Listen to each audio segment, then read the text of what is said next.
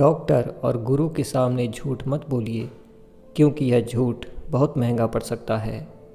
गुरु के सामने झूठ बोलने से पाप का प्रायश्चित और डॉक्टर के सामने झूठ बोलने से रोग का निदान नहीं होगा। मौत दो बातों पर हंसती है। एक तब जब डॉक्टर मरीज को कहता है कि तुम निश्चिंत रहो, मैं हूं ना। और दो तब जब किसी के मरने पर कोई आदमी कहता है बेचारा चल बसा। शांतिमय जीवन जीने के लिए क्या करें? कुछ मत करो, बस काम के समय काम करो, और जब काम न कर रहे हो तो आराम करो।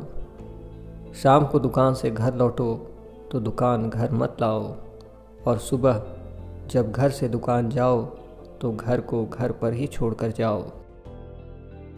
पानी पर खींची गई लकीर की कोई उम्र नहीं होती। जीवन भी लगभग ऐसा ही है। पता नहीं कब कूच करने का नगाड़ा बज जाए। अतः 100 काम छोड़कर सत्संग में बैठना चाहिए और 1000 काम छोड़कर धर्म ध्यान करना चाहिए। भगवान के सामने दीप जलाओ तो इस बात का अहंकार मत करना कि मैंने दीप जलाया। अरे तुम क्या दीप जलाओगे? भगवान के समक्ष कुदरती 2 दीप तो जलते ही रहते हैं। दिन में तो सूरज जलता है और रात में चंद्रमा जलता है। तुम्हारा दिया सूरज और चांद का मुकाबला तो नहीं कर सकता ना, तो फिर अहंकार क्यों? सूरज के उगने और डूबने का समय निश्चित है। गाड़ी के आने और जाने का समय भी निश्चित है। मगर जिंदगी के विषय में कुछ भी निश्चित नहीं है। जीवन की गाड़ी कभी भी छूट सकती है। अतः चलने की पूरी तैयारी रखें। तैयारी नहीं होगी तो मामला गड़बड़ हो जाएगा। दुनिया का सीधा सा नियम है, यहाँ इंसान को कुछ मिल सकता है। जोर लगाओ तो कुछ भी मिल सकता है।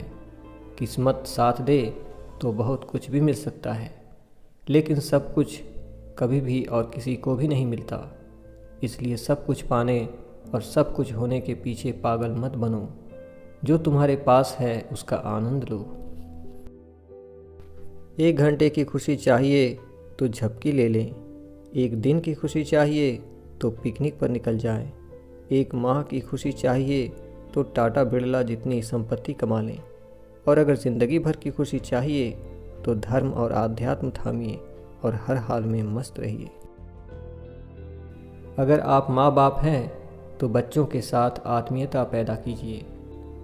बच्चों से दूरियां नहीं होनी चाहिए। अपने बच्चों के लिए थोड़ा समय ज़रूर निकालिए। उनके साथ बैठिए और बात करिए, क्योंकि आपकी सबसे बड़ी संपत्ति तो वही है। पैसा कमाने में इतने मशगूल मत हो जाना कि बच्चे हाथ से निकल जाएं।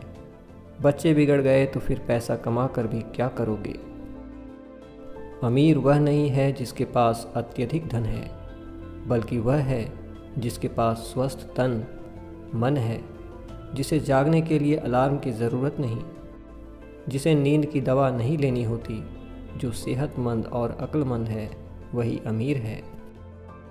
रेल की यात्रा सुखमय करनी हो तो अति सामान से बचें, और यदि जीवन की यात्रा सुखमय करनी हो तो अति परिग्रह एवं अति परिचय से बचें।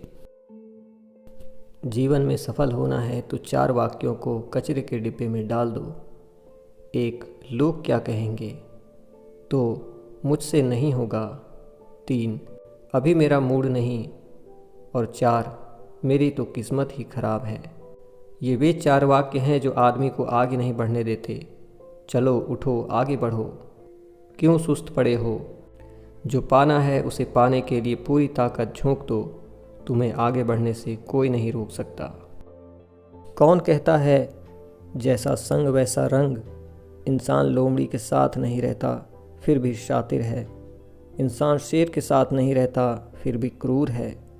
और तो और इंसान वह फितरत है जो कुत्ते के साथ रहता है फिर भी वफादार नहीं है। दुनिया में माँ ही एक ऐसा तत्व है जिसमें ब्रह्मा विष्णु महेश समाहित हैं। माँ जन्म देती तो ब्रह्मा है, संतान को पालती तो विष्णु है, और संस्कार देकर उसका उद्धार करती है तो महेश है।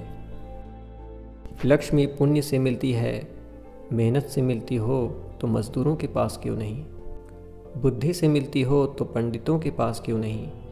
जिंदगी में अच्छी संतान, संपत्ति और सफलता पुण्य से मिलती है। अगर आप चाहते हैं कि आपका इहलोक और परलोक सुख में रहे तो दिन में 2 पुण्य ज़रूर करिए। माँ बाप होने के नाते अपने बच्चों को खूब पढ़ाना लिखाना और पढ़ा लिखा कर खूब लायक बनाना, मगर इतना लायक भी मत बना देना कि वह कल तुम्हें ही नालायक समझने लगे। स्वर्ग मेरी मुट्ठी में हो, इसके लिए मैं क्या करूं?